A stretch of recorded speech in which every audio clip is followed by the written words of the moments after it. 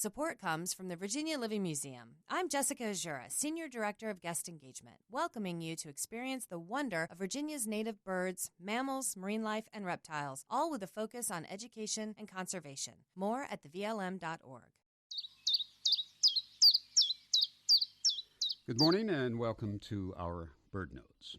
We have for you something new this morning. Well, not really new. As the preacher says, there is nothing new under the sun. But a few years ago, there came to light confirmation of poisonous birds. Now, we're not talking here about birds that just taste bad, some ducks that eat crustaceans, for example. No, these are poisonous birds. Biologist and writer Jared Diamond wrote an article for Natural History a while back about, among other things, poisonous birds.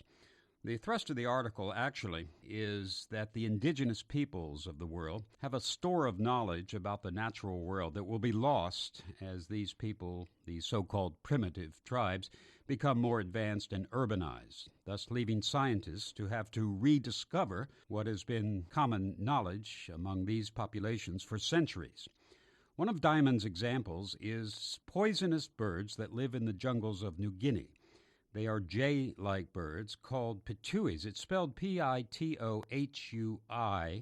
the plural, adding an S, sounding all the world like a cartoon depiction of someone spitting out something, so the word seems appropriate.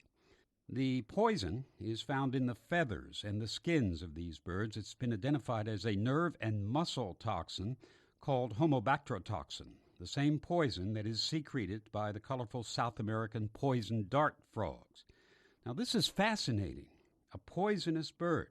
And so we can now add the Pitohui to that ornithological believe-it-or-not list, along with the oilbird, which echolocates like a bat, the Arctic tern, a little bird which flies almost from pole to pole each year, homing pigeons, the great horned owl, which can look directly at the sun with no apparent ill effects, the plumage of the birds of paradise, which were thought to be hoaxes when the skins were first sent to Europe, and so on, and so on.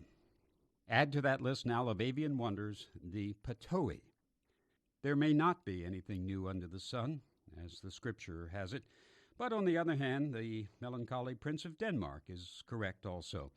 There are more things in heaven and earth than are dreamt of in our philosophy, like poisonous birds. Support comes from the Virginia Living Museum. I'm Jessica Azura, Senior Director of Guest Engagement, welcoming you to experience the wonder of Virginia's native birds, mammals, marine life, and reptiles, all with a focus on education and conservation. More at thevlm.org.